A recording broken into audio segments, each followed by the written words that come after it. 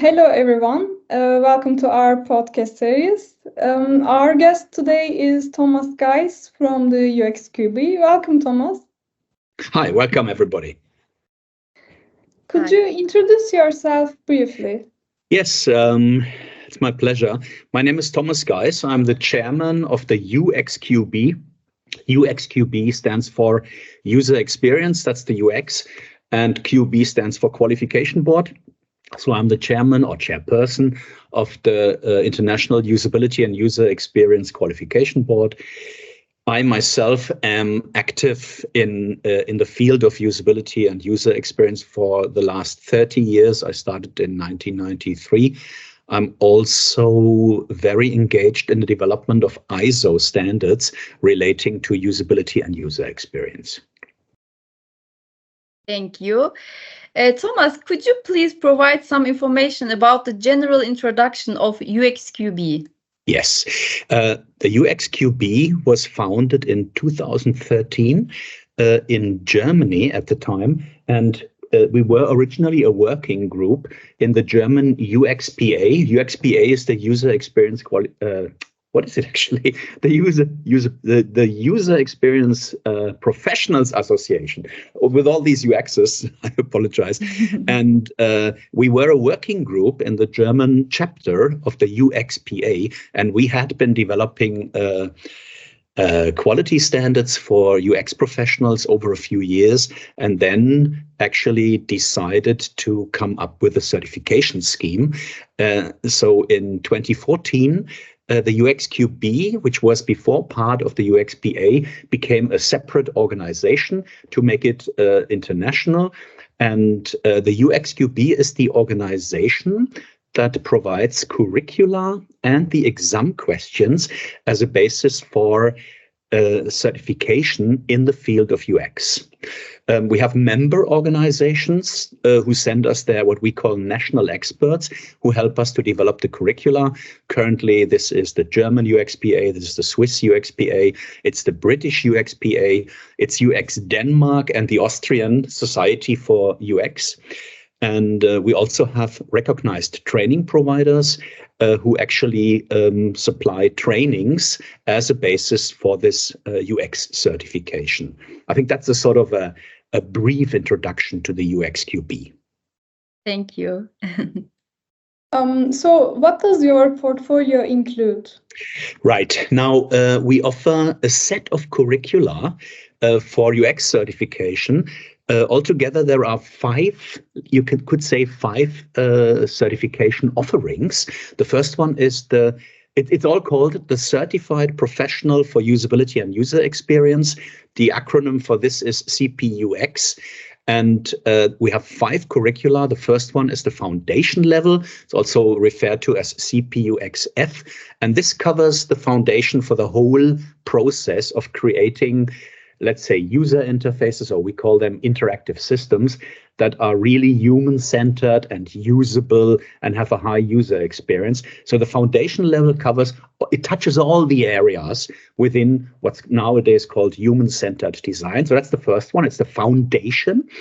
Then we have a second certification offering, which is called Essentials in UX and HCD Management. And this is, let's say, there's more and more UX professionals entering industry, and there's a high demand for us people to do proper work for interactive systems.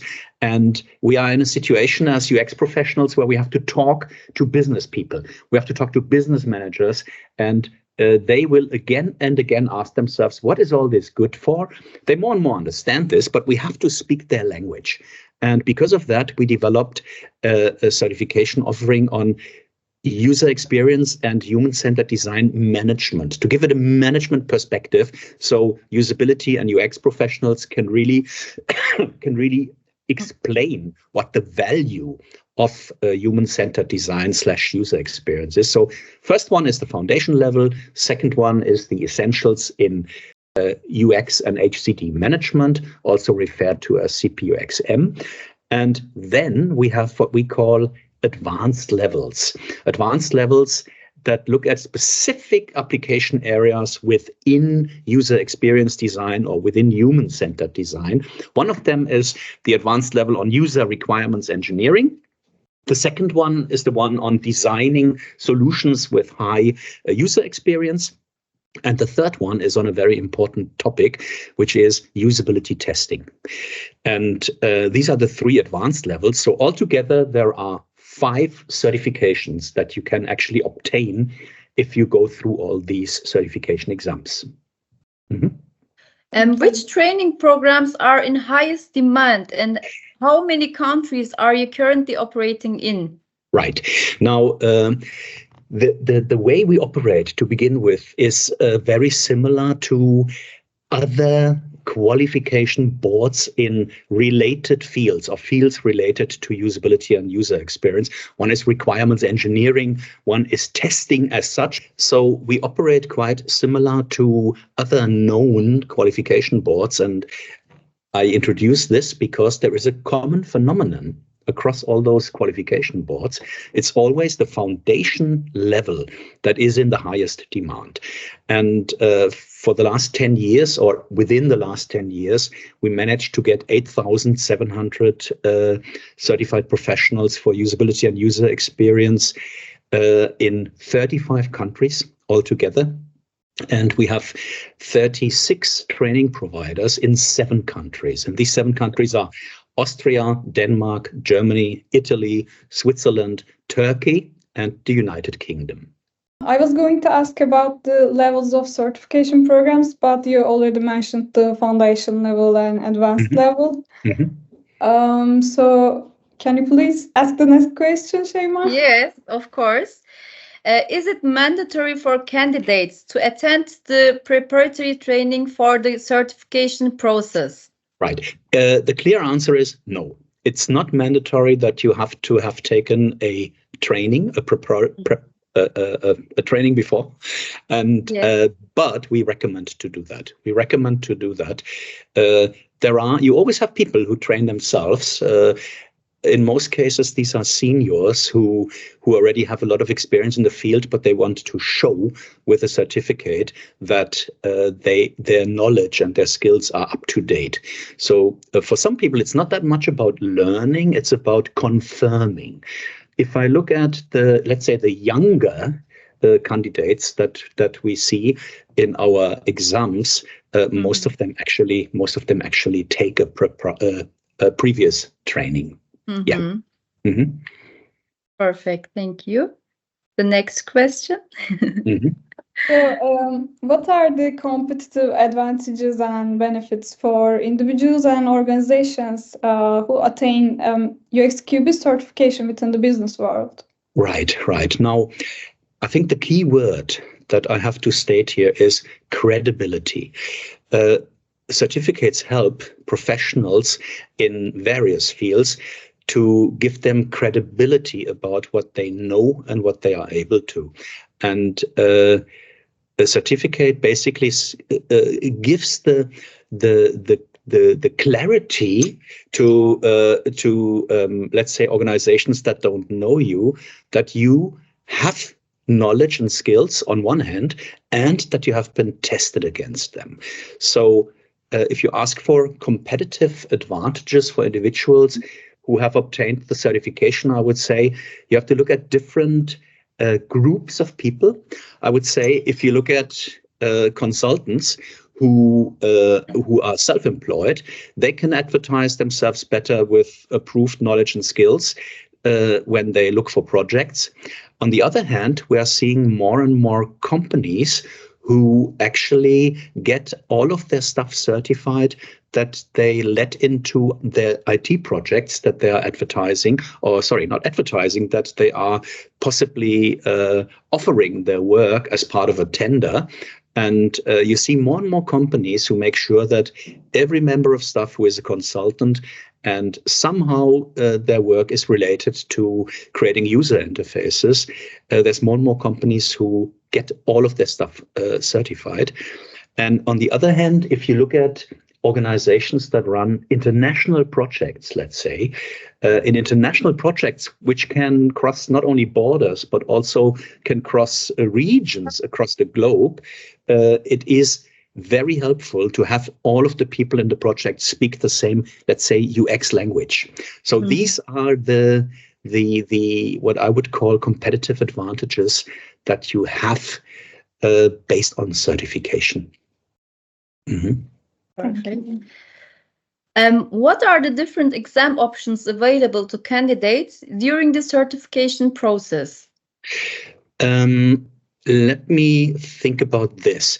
When it comes to the foundation level and the UX management level, these are the two exams that rely on a theoretical exam only. That means the only option is that you take the theoretical exam and pass it and then get your certificate based on that. If I look at the advanced levels, our 3 advanced levels, user requirements engineering, UX design, and usability testing, there we offer 2 certificates for each of them. One is based on a theoretical test only, and the other one is based on a theoretical test and a practical exam. And so if you let's say if you just want to show your theoretical knowledge on an advanced level, you could just take the theoretical exam and then you get a certificate for that level, which states theory only. And if you want to show that your theoretical knowledge and your practical skills have been assessed, you get a certificate for each advanced level, which says theory and practice. In the event of exam retakes or appeals regarding exam results, what procedures are followed? Okay, now the UXQB has 3 exam providers. 2 of them are working on a global basis, and let's focus on 2 that are operating on a global basis. This is the International Software Quality Institute, ISQI, and in Austria, it is Certable. They also operate around the globe. Either candidates are registered by the company that has trained them in a course, or the participants register themselves individually if they haven't taken a course directly with the exam provider. And the way the exam works is that for the theoretical part, you always have a set of 40 questions,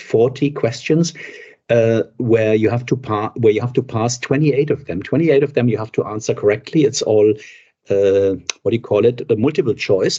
And so for the theoretical exam, you have 40 questions that you answer, and you have to pass 70%, which is 28 questions. And for the practical exams, there are assignments that you take, and this is something maybe we might be able to discuss in detail actually in a separate session. But so the theoretical exam is always the same thing in terms of the same concept: 40 questions, multiple choice. Not only one answer is correct; it can be 1, 2, or 3 answers that have to be answered correctly, and you can always, in case you fail, I think that was part of the question. In case you fail, you can always repeat. The test, and it will be half price of what you have paid before. We have a failure rate actually of approximately, well, it differs from quarter to quarter, but it's always, let's say, between 17 and 22%. 20% is something that you could sort of state. This is the average failure rate that we see. So failing should not sort of shock you as a participant. It just happens, you know. These exams are not that obvious. They are obviously they're obviously assessing your knowledge, and for this reason, you know, in plenty of cases, it happens that you do a resit, and the resit is absolutely not a problem, and it costs you half the price. Mm-hmm. Okay. Are there some experiential or knowledge requirements for someone who is interested in obtaining UXQB certification, and what are these? Right. So for the foundation level and the management level, there are no prerequisites, no formal prerequisites. Of course, it's always a bit of an advantage if you have been working in the field for a while, because you are familiar already with certain terms and concepts. But if you take a training, it is always assumed that you have that no previous knowledge is required. It will all be trained in the courses. That's true for the foundation level, and for the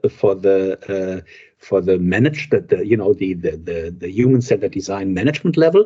For our advanced levels, the foundation level certificate is mandatory. So if you start with the certification and you take the foundation level, there is no prerequisites. If you want to go for the advanced levels, the prerequisite is always that you have passed the foundation level. Yes. How do UXQB certified individuals' job prospects and career advancements opportunities change? I would say, if I think about this one, that independent consultants, they have a competitive advantage in showing that they have approved knowledge and skills. And when it comes to charging your own work, the more competency is associated with you, the more money you can charge. That's one aspect one should not forget. And so for independent consultants, you will always be able to claim in projects that whatever guidance you give is based on on ISO standards and on a curriculum that you have been assessed against. And that's the perspective, again, of the independent consultant or the independent UX designer.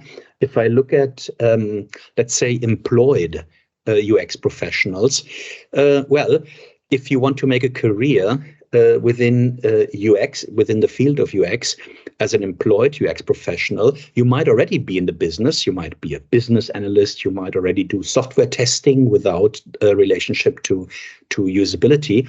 And if you hold certificates, it's more likely that your employer will assign you to UX-related tasks. And what we are seeing is that more and more companies have, let's say, internal qualification schemes where they say, okay, now the more they grow and the more clients they serve, the more they have to decide who does what for the client. And certificates become more and more a tool for organizations to decide who is going to do the user interface design, who is going to do the testing, who is going to do the user requirements analysis. And this is the viewpoint on, I would say, employed UX professionals in organizations. Mm-hmm. Perfect. Thomas, thank you so much. As you know, this speech was made to promote UXQB, especially in Turkey and around the world, so people know about that. Is there anything you want to add? Is there anything I want to add? I would say it's always worth it, if you go for a certificate, to consider an organization that is independent from the trainings. I know that there are plenty of, let's say, consultancy companies that do trainings already and that give participants, let's say, a certificate of attendance. That's very, very common. Huh?